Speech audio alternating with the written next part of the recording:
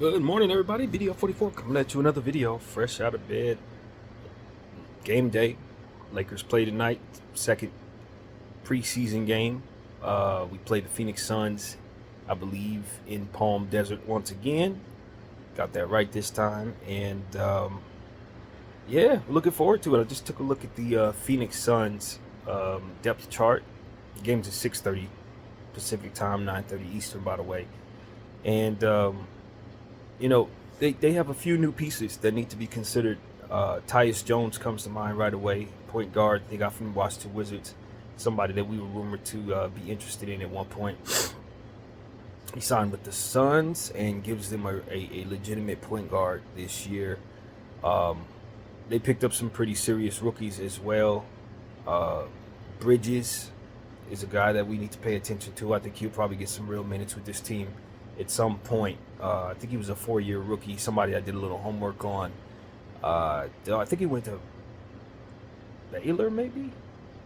Or Oregon? I think he had green and yellow on or something like that. I don't remember. It's vague to me at the moment, but Bridges is a player that I think can come in and help a team right away and was a good pickup for them in the draft. Another rookie that they got is Ryan Dunn, arguably the best defensive player to come into the league in the last 3 years. Problem is, he don't play a lick of offense at all. He's another Vanderbilt, but he's extremely talented defensively, man. We're talking about a all-world defender in Ryan Dunn going to the Phoenix Suns. I'm telling you right now, y'all gonna know who he is just based on how much of a harasser he is on all ends of the defensive spectrum. He blocks shots, he rebounds, he just chases people around, pushes them around. I mean, this is a monster gifted defender, man. Monster. And I'm telling y'all, Phoenix really picked up a hell of a player there. You're also looking at Osio Ijadaro. I don't think I've said his name correctly one time on this channel. Not one time, but he's a nice center that they picked up in the second round as well, who can do a lot of things. Reminds some people of Trace Jackson Davis. So I really think they've done a good job of getting young players on this squad in this draft. They also got a nice lottery prospect from 2 years ago, Ty Washington. Is somebody that could potentially get some minutes tonight and maybe make a name for himself on this team. So those are the young guys. You know what I mean? I always try to pencil in the young guys because I think they catch people completely off guard. Usually we've heard of people who've been on the team before, who've been in the league before, but somebody who could catch you off guard is the rookies, and they have a good handful of them that they picked up in the second round, and I think they did as good as anybody in the draft, considering the type of talent they got in where. As good as anybody. So if I remembered what Bridges' first name was, I would have gave it to you. I keep thinking the word Jeff, but I don't think it's Jeff. That's an actor. So yeah, that's one of those situations where having done all the homework on that player and forgotten it is really frustrating for me, but it's still early, very, very early in the season, and I'm extremely rusty. But at the end of the day, the Phoenix Suns have a young plethora of rookies that I think are going to probably get some minutes in the preseason more so than the regular season, and that's why I think it's important to know of these guys. So Yusuf Nurkic, I didn't see on the injury report at all, but when I looked at the projected starters, they had Mason Plumlee at the center. So I don't really know if I could trust the information. It's preseason for everybody right now, including those who give us the injury report. Everybody on the injury report is a game time decision, so everything seems to be pretty clear in terms of health for their guys. It's like 4 guys on the injury report, including Ryan Dunn. They're all clear of health, though. It's just about if they want to play him or not. Of course, you talk about the stars of this team. Obviously, Kevin Durant, Devin Booker, Bradley Beal. Those are the guys. I think they'll play tonight, but again, this is a situation in the preseason where everything's shaky. And Grayson Allen's down there as well, shooting threes, really starting to make a name for himself as a fantastic starter in this league.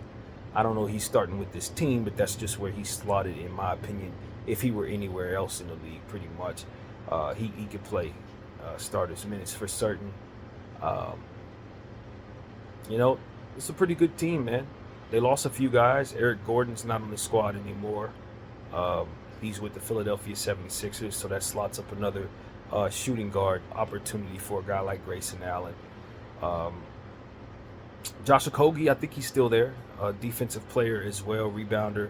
Hasn't quite found his niche in this league, but definitely somebody serviceable that you throw out there and expect to get some stops. His offense is starting to come around. He's a slow burn in terms of his development. This could potentially be a big year if he gets some real minutes. Bol is a player on this team as well that we like a lot. Extremely talented, long, gifted player. Has some motor issues, as we know, but all in all, this is still somebody whose upside is still in the air at this moment, and I think his best basketball is most definitely ahead of him. So this Phoenix Suns team, I don't know where they slot in regards to the Western Conference. You'd imagine that they're a contender with the type of talent that they have at the top of it, but I think they've done a pretty solid job of putting some role players and young players on this squad as well that could potentially give them some value. Of course, they don't have any picks from here to Texas, but if these young guys pop, I think they'll be very pleased with their roster for the most part. So this is a big year for everybody on this team, man, especially a guy like Bradley Beal, who really didn't play much last season. They couldn't get their big three on the floor, and it was mainly because he was hurt for just all the damn time last year. So by far the worst season of his career. But he's healthy right now, and one would think that he would bounce back and have a much better season this year. And, in theory, they're a much more difficult team to guard when all three of those the elite scorers, Kevin Durant and Bradley Beal, and, of course, Devin Booker, all out there together. They're impossible to guard. That's essentially what I'm trying to say. We just didn't see that dynamic very much. So when you couple the fact that they have some elite defenders on this team at this point, it's going to be a difficult team to deal with. Is it Igzaro, however you say that name, Oso Isidaro, and Ryan Dunn provide them another leg of big men that I think they needed last year. That's what it really comes down to. I think that's a specific ingredient for the Suns that I think is going to be difficult to deal with when you consider where they are with the center position with Plumlee. And, of course, it's one of those situations where because they're older guys and these young guys do slot in pretty well at the center position, power forward position, I just think that they could usurp them eventually. Nurkic is the other name, of course. I just think those guys, Nurkic is probably early 30s, center. He's probably still got another 2 years, 3 years playing at a high level, but I just think Igzaro is the guy that they're looking for to take over that center position at some point. So the development of the young guys, I think, is very important to the Phoenix Suns, even though they have these three superstars on the squad. I'd imagine it's about development here. So I'm paying attention to them. I'm paying attention to their big man position. I think they're going to do some things moving around in the trade market, if at all possible. Try to move a couple pieces for one pieces, that kind of thing, 2 for 1, 3 for 1, that type of thing. They need to improve their roster, improve their bench a bit, and development's going to get them far. So I think tonight is a big night for the start of the process of that. They have a new coach in place. I believe they hired the coach from the Milwaukee Bucks. What's my man's name? I can't think of anybody's name right now, but he's an unorthodox coach who tends to use a lot of misdirection and funny lineups and stuff like that. So the Phoenix Suns are a versatile team, and I'm curious to see what he does, man, with this squad. Of course, they fired Frank Vogel after 1 year of Frank Vogel. They couldn't stand that whole process there, and moved on from him and brought in this NBA championship coach, of whose name is not coming to mind, but Darvin Ham played under him in Milwaukee, as we all know. And so this is a situation where it's a fresh situation. They're almost like us in a way. It's essentially what I just described to you. They got a bunch of old guys that, they're not going to move. And then a bunch of young guys that they got in the second round and role players that they got from around the way that ultimately make up the rest of their value. Now, we're doing a bit better than them in terms of picks and stuff, so we have a little more flexibility than Phoenix, but the goal is the same for both of these rosters. Develop your young guys, you know, while keeping your core, which is basically a championship core if you get the right role players around them, healthy. And so I think both of these teams are in the same space, and it should be interesting to see where they go from here. Now, I've talked about the Phoenix Suns enough. Of course, we get to talk about the Lakers, our team, and we saw some great things in the last game, even though we did not get the full spectrum of what we were because a lot of our big men were not available to us. So we ran some small ball lineups that kind of frustrated some people, but ultimately we saw some good things. Jalen Hood-Schifino stood out for me. No turnovers. We want to see him continue to play well and make a name for himself and ultimately earn the trust of the coaching staff. Of course, Max Christie also was fantastic out there, just doing all the things that we know Max can do defensively, athletic. He hit some shots, even though the three ball didn't really fall for him. We love what we saw from Max overall. He looked like an A1 standout for us.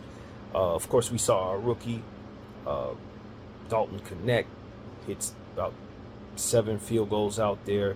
Didn't have his greatest shooting night, but did show people that he's very capable of scoring a lot. And if this isn't a good night for him, then we know we got an elite scorer because he came out of there with like 16 points. We did see D'Angelo Russell, Rui Hachimura, and Austin Reeves. They kind of struggled for what we were expecting from them, but ultimately it's a preseason game, so you don't worry about that. Plus, they're playing out there without 2 of the main starters in Braun and AD, so that kind of forced them into things that ultimately they ain't going to be asked to do when those guys are out there. Gabe Vincent had a really good game. Definitely love what we saw from Gabe in limited minutes. He was steady, and most importantly, the three-point shot fell. So that whole 10% from behind the arc thing, that's going to go bye-bye this year. He's healthy, and really excited about what he can do for the roster. Colin Castleton got some minutes out there. It was a pretty solid game, man, for the most part. I know people were upset that we didn't get the win, but that's not important in preseason. You just want to get enough data to see what type of roster you have down there. For the most part, I think most of our players had a good start. Our coach looked pretty decent out there with the plays he was doing. I think some people were upset at the small ball rotations, but at the end of the day, he did the best he could with limited center positions, players on the floor. So we go into game 2. Hopefully we have Braun and AD available. It's expected that they will both suit up tonight, but like I said, it's the preseason, so it's early in the preseason at that, so you don't expect to see starters too early. But as the preseason progresses, you start to see more and more of your real team come together. So that's really where we're at, man. One thing that I'm looking for tonight is just for us to slot in the rotation a bit more sizable, I guess is what I'm saying. Now that we have AD in place, I don't know if we'll be able to get anyone else as far as the center's position is concerned, but I expect for us to look just a little bigger because I know that that's something that Coach mentioned, that we were a little small out there, and maybe he'll slot in Jackson Hayes a bit more, Colin Castleton a bit more, just so that we can kind of provide ourselves the size that we likely will need against Nurkic if he goes, Plumlee, Iguodala, and all those guys. I just think that above all else, JJ Redick wasn't pleased with our small ball results. That's what I think. He mentioned something about the offensive glass. We're going to have to hit the glass even harder. We didn't get but like 3 offensive rebounds for ourselves. We gave up a lot of them. So just on both sides, I think that's going to be a point of emphasis for our coach tonight in regards to our guys. I personally thought we rebounded the ball very well on the defensive side, but we did give up more second chance opportunities than Coach Redick was pleased with. And last but not least, we shot 31 threes. I think he wants to up our shot diet. That was more like Darvin Ham's system, where we take advantage of mostly interior and mid-range scoring opportunities and maybe shoot the 3 sparingly. But I think that only makes sense when you don't have as many 3-point shooters. I don't think that that's a deficiency of this year's roster at all. Dalton Connect, D'Angelo Russell, you know, Max Christie, uh, Gabe Vincent if he's able to shoot it the way that he did. I just don't think we're as deficient of a three-point shooting roster this year as we've been for the last 2 or 3 years. Um, so I think our shot diet should probably up to about 40, maybe even higher than that. We saw a Boston Celtics team in Abu Dhabi attempt 61 three-point shots, and we know they're the defending champions. It's just going to be incumbent upon teams to up their shot diet if they're going to keep up with rosters that shoot like that. It just is what it is. So now that we have a couple real legitimate shooters on this team, I expect us to shoot more threes. I'm not in love with that style personally, but I understand it as a necessity for our team, who's not particularly defensively gifted around the perimeter. So that means some shots are going to go up and likely fall. And so we'll have to match that with our offensive output. So that's what I see there. I just think we're going to up our threes a lot, maybe attempt about 40 of them tonight, and try to turn that into what we do normally. But the roster, I'll say this, the roster has been together for a couple of years, and I think these guys are used to only attempting 33 to 35 threes at the most a night. So it's going to be a challenge for J.J. Redick to snap them out of them old habits. I think it's going to be a bit of a challenge. You're going to have some times where they're going to shoot a lot, and there are going to be nights where they revert back to what they're used to. So I think if we could work that into our equation, maybe run more set plays, you can kind of force the more attempts. Because if you let our guys freelance, we've proven that we tend to kind of settle for mid-range shots and stuff like that. So yeah, more set plays is what I would say. This team has done much better last year when we ran plays than we did when we would just freelance and let the team run without them. And that's something that I think Darvin Ham did a bit too much. I think our team improvised okay in those circumstances, but boy, were we more aggressive and more efficient when set plays were run. So I think J.J. Redick is already proven that he's one of those guys that can, provide plays and create them. And I think that you're going to see this team be a lot more organized in that way this season. And so we saw some of that in the last game, but I think he's going to implement plenty more as we go forward. And practice is going to have everything to do with how well those plays are executed. This team has been practicing good early, for what I understand, which is a great antithesis to the last couple of years. We barely practiced at all. I want to see that continue throughout the course of the season. That's something that really is important to this franchise. So, yeah, man, that's what we're here to see is a team that takes what it is that they've learned in practice and ultimately trying to implement it against somebody different, which is, of course, the Phoenix Suns tonight. I don't know how much the Phoenix Suns plan to play, their stars, so that may determine how likely we are to be successful. Hopefully they run their young guys. Hopefully that's the majority of what's out there. And for us, I expect the same. I don't expect Braun and AD to play too much. Maybe a little bit of the first half. They probably won't even check in the second half. That's what I expect. You just want to play it as cautious as you can, but you also want to get those guys into a rhythm and, start the process of the continuity of what it looks like when those guys have everyone down there. So it's tricky because we're going to be missing some people in the preseason anyway. We know Vanderbilt and Wood are out. We have yet to see Cam Reddish, but I believe he's a game-time decision tonight. Jalen Hood-Schifino is a game-time decision tonight, but he looked great last game, so I automatically assume he'll play. But a lot of times in the preseason, the guys that got the most minutes in the last game may sit, and then they might run somebody else tonight. So, we did see some guys like Kelly, some of our hopefuls. I think they'll get more minutes tonight. What's the guy's name? I can't think of what his name is. But he got in the fourth quarter. He played a little bit in the summer league as well. I think we'll probably see him some as well tonight. If his name will come to mind, Olivari, I believe it is. I think we'll see more of him tonight because those are guys that are hopeful, and You know what I mean? You want to see if you got something in those guys, and if not, they'll probably be, waived within the next couple of games to shorten our roster, which is par for the course for the summer league. That's what happens every year. So I just expect that early in the summer league, you'll see more of those dudes, so they'll get their opportunities because they may, be gone by the end of it. The last couple of games of the summer league, usually they've shortened the roster. Uh, there's nothing to really say about Phoenix. This is the beginning of their season, preseason. They haven't played a game yet. So whatever data would be available is coming after this particular matchup. And really, they just have a lot of young players to implement into their situation. So hopefully we can take advantage of that and attack them seriously. But this is going to be a physical game anytime you see the Phoenix Suns with the type of talent that they have on this roster. That's what it really comes down to. This is a physical ball club. Although Kevin Durant is not known for physicality per se, neither is Booker, neither is Beal.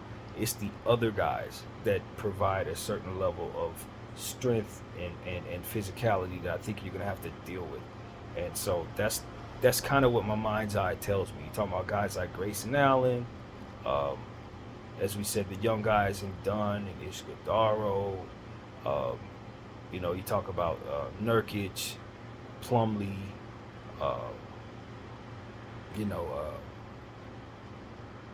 Bol in his length.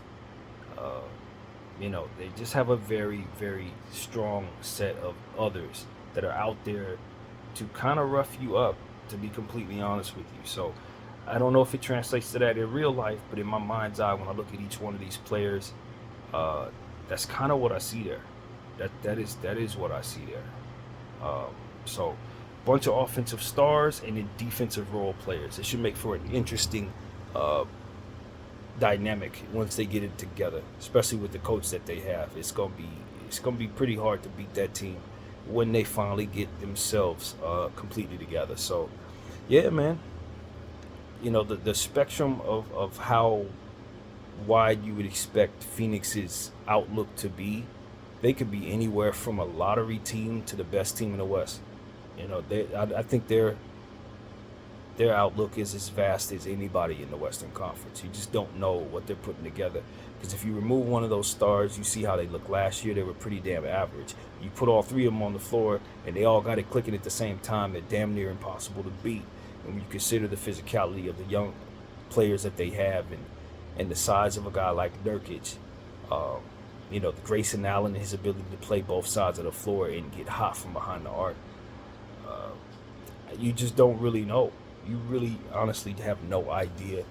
Kogi and his physicality on the defensive end and the size he provides, you really can't tell. You know what I mean? I see something potentially very dangerous when you talk about the combination of a Kogi and Ryan Dunn specifically. I don't know if they can give you anything at all offensively, but if they want to lock down two people, they have the players to do it. Their double teams are going to be ferocious. And I'm telling you, man, the versatility of this Phoenix Suns team should not be underestimated this upcoming season. So long as they're willing to lean into their young guys who provide some of that versatility. And so that's what it is that I'm curious about. If they decide to just not play any of their young players all season long, it cuts down significantly on what it is that they're capable of doing, in my opinion. But if they expand and let some of them dudes who are raw get out there, now you start finding out that they're very difficult to match up with, very difficult to score on, with the length of players like Bol and Ryan Dunn and Kogi and Kevin Durant. It becomes a very tricky matchup with this team. So sorry I didn't come prepared, man, and names are not in my head, to be honest with you. It's just early in the morning, if anything. But I tell you, this Phoenix Sun team is a supreme wild card in the Western Conference. Supreme wild card. And when you have Kevin Durant and Devin Booker on the same team, Bradley Beal, if he's playing like he's capable of doing, their ceiling is championship. In fact, their goal should be championship. And with the role players that they have on this team, development is going to determine how close they can get to that. So that's really what I see there, man. And as far as us, we're not too far away from that. Kind of in the same position. As good as our role players are, We just have to continue to develop the ones that are yet to be proven, and then from there, keep Bron and AD healthy. And if all things come together the way we hope it is, of capable of, our ceiling is championship. Although we don't necessarily think of ourselves as a championship team this year, our expectations are low. We're kind of in the same boat with Phoenix, man. And if everything were to click in the right direction, we really do feel like we have the core to win a championship. So that's why I'm so intent on both of these teams playing their young guys and developing them well, and from seeing what type of things they come together to ultimately become. But versatility, I think, is really important on both sides of these teams, and I think Phoenix has a bit more than we do. They have a bit more size, but they also have a one-way player problem like we do as well. Some of them dudes defensively great, offensively terrible. Some of them offensively great, defensively terrible. So finding the right mix and match players for both squads is tricky. And I just think both of these teams mirror one another. When I consider the meme of the Spider-Man pointing at each other, and that's kind of what I see here with the Phoenix Suns and the Lakers. I just feel like they're pretty much in the same boat in a lot of different ways. So that's really what I see there right now. Hopefully this matchup goes well. We've had some issues trying to defend the Phoenix Suns in the past. They got our number a lot last year. So hopefully we can draw blood tonight and get some victory in the summer league. In the preseason, which is like I said, not primary, but definitely important for morale, and definitely important for the understanding that what you're trying to do can be successful in winning, in regards to plays that you run and different rotations and stuff like that. So I think this is a big preseason game. I do. This is a team that you're going to see a lot, and you want to have the mental edge against them. So while it's not as important to win preseason games just in general, I do think for the establishment of who your team is going to be in terms of confidence, we want to get some wins early in this preseason. And so I would pencil this one in as one that's a bit more important to win than maybe most, especially if all the stars are going to be available. And so anytime LeBron James and Kevin Durant are on the floor at the same time, it's a blockbuster event. It's been that way since early 2000s. This is no exception at all. And though they probably won't get many minutes, I expect to see a whole lot of fanfare when those two are on the floor at all times. Or in the building, rather. Bronny James, a lot is said about him. He didn't score the ball. I think that's the thing that I'm worried about with Bronny. I just don't know how well he's going to be able to score if his jump shot's not falling, because he doesn't really have he's not really crafty around the rim as a small player. We were talking about that with Rob Dillingham and how well he just tends to make buckets from mid-range areas and close to the basket, but not layup areas, sort of like Jalen Brunson. We need Bronny James to study guys like Jalen Brunson, players like Jamal Crawford, guys who didn't really find themselves able to jump over people. Although Bronny does have the ability to be extremely athletic, he's going to have to find ways of getting little floaters and bank shots and stuff like that, and he's going to have to learn that aspect of the game. Shooting 10-footers, 12-footers, 14-footers, and hitting them in the trees. Because if he doesn't, he's going to have a hard time being an offensive player in this league. That's really what it comes down to. I understand that he has a floater that he tends to use, but he's going to have to evolve that package in that range in order to be a real scorer in this league. So that's going to be the part where he goes to the G League and ultimately refines that aspect of his game. He's already good enough to defend, I think, in a lot of positions that he'll be placed in, but scoring is going to be where he makes his money. That's what people are going to judge him off of, and I just don't think he's capable of really scoring at a high level yet. I don't think so. In transition, of course, he can dunk a ball, he can be explosive, but where I see he struggled in the summer league and where I saw him struggle in the last game was dribbling at the rim, dribbling toward the rim, and then trying to score in traffic. It's just not happening. He's not quite there, and because his jump shot is inconsistent, it's hard for him to put up scoring numbers. So it's going to be interesting to see if we can try to find ways of getting him opportunities to score easy buckets. Um, that's going to be the challenge of the coaching staff of both the Lakers and the South Bay Lakers. To try to just get him opportunities to score the ball and have him lock himself in a gym and work on all the necessary things to be a scorer in this league as a smaller player. And so that's really what it is, man. He's got to figure that out. I would love for him to get into the gym with people who are like him in terms of size.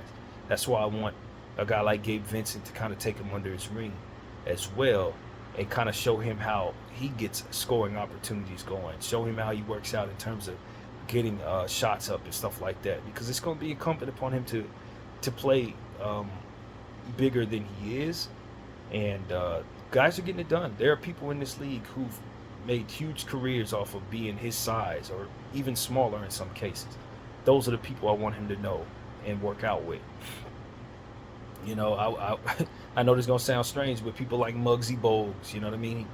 Pick their brain. Isaiah Thomas, pick his brain. You know, I want Bronny to know these type of guys, kind of help him just find ways of scoring the ball. And somewhere in the offseason, somewhere down the road, I'd like for him to have a summer where he works out with a guy like Jalen Brunson. Get to know Jalen Brunson, because that's the person that really has mastered the type of scoring packages that Bronny needs to master in order to be extremely good in this league. That's the person to study. Smaller guys who know how to score amongst the trees, who know how to get in those tweener areas, because that's really what it's about. Bronny's got physicality to him defensively and not worried about.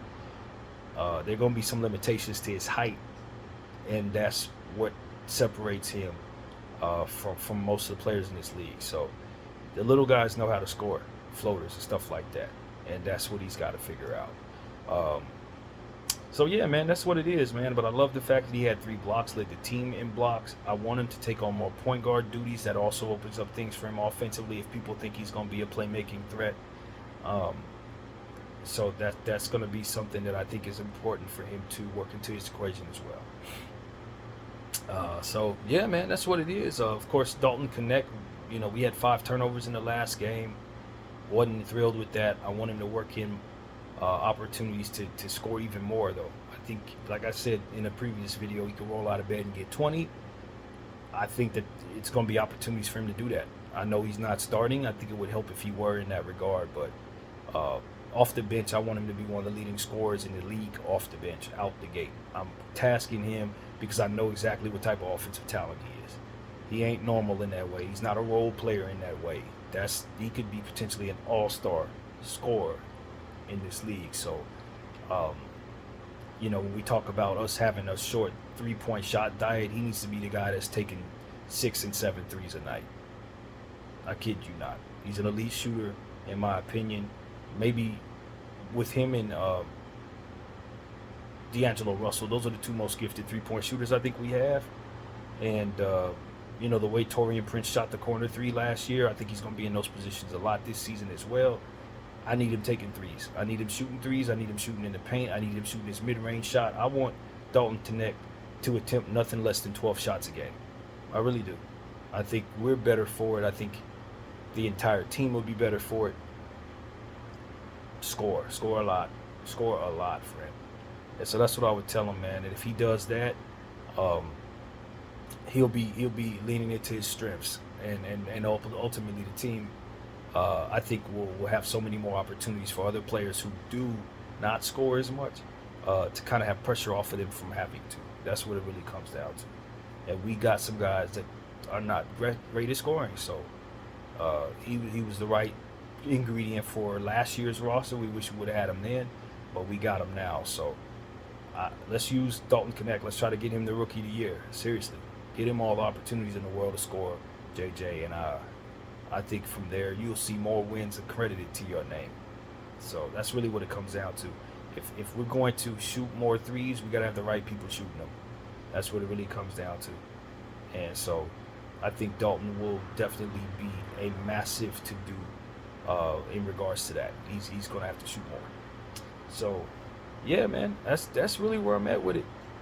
The Phoenix Suns and the Los Angeles Lakers still trying to work out the rust. I'm sure I'll have that underway by the start of the regular season. For now, we kind of just ramble a little bit, come in unprepared. It's still early, but definitely love doing this, and I hope everybody loves the game we have tonight. I know I enjoyed the previous matchup against the Timberwolves, even though the Timberwolves beat the heck out of us. We saw a lot from them, and we understand what type of bench they have, and they were more healthy than us for the most part. So, that's really what it came down to. We're not 100%. We're a little bit small out there, but I think the players were put in positions to look pretty good for the most part. The guys that I was looking forward to seeing slotted into positions to look like themselves, and that's what matters to me. Rui Hachimura, want to see him play the power forward a bit more than the center, to say the least. We don't really want him at the center position. Hopefully, with AD coming back, we won't have to. And I just tell JJ, I know that our centers are a bit limited. Guys like Jackson Hayes and Colin Castleton don't stretch the floor, stuff like that. And it limits your offense and the things you can ultimately do out there. But I think at the end of the day, you probably just have to let that be what it is. It pertains to the stuff that can't be done while you keep a center on the floor, because the small balls never really work for the Lakers. It just doesn't. It puts a lot of pressure on our guys, and they're not really great in those situations, to be honest with you. Our small guys are not good in small ball situations. Austin Reeves, D'Angelo Russell, they don't play well in small ball situations. They need centers on the floor to help them do what they do.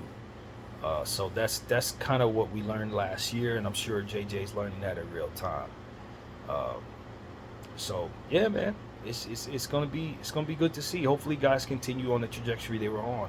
Hopefully, people don't take steps backwards. I'm looking for Jalen and Gabe particularly to continue to play well. They look good in the first game. People still are holding out,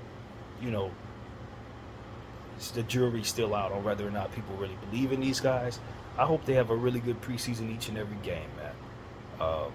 So they can really gain their confidence in this Laker uniform thing, because people are down on those guys, So, yeah, hopefully it goes well for them. I'd like to see Cam Reddish if he's available. Like I said in a video yesterday, I think that his piece may actually make more sense when you consider we have more offensive players on the floor. It may not be incumbent upon him as much to defend, to score, and more to defend. I haven't forgotten how good he is at stealing the ball. Giving us extra possessions is always important, and I would not be surprised if he surprises people by being more efficient this season than he was last year, just off of the sheer nature of him not having to be a scorer as much as he was forced to be last year. So, hopefully this is a bounce back year for a guy like Cam Reddish. I'm rooting for him to succeed. He's still the odd man out and everything, and I still believe in his defensive ability. And so hopefully we'll get to see him tonight, and hopefully he looks pretty good out there. So, yeah, these are just different things I'm thinking about. There's so much more to consider. We didn't mention Traore. I'd like to see more of him tonight as well. Don't be afraid to put him at the center position. He's probably the most likely of the guys we have available to stretch the floor at that center position. So I would try to see if that works some. Yeah, that's what comes to mind there. And health is everything, man. We got to stay healthy. I don't want to lose a single player in the preseason, man. We're already dealing with the injuries.